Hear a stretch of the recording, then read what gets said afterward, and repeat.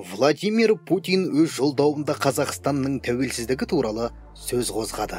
Ресей Федерациясының президенті Владимир Путин отандастарына арнаған үндеуінде ТМД елдерін құрметтейтінін айтты.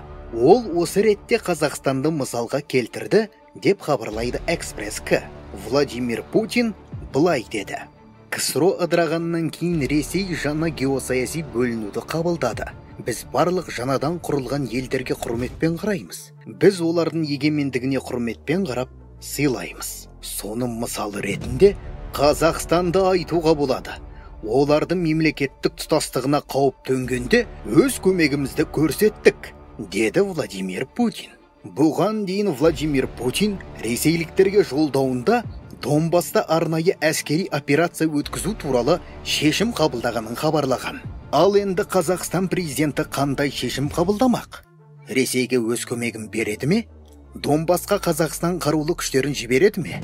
Бұл жағы әлі белгісіз. Ал сіз қалай ойлайсыз?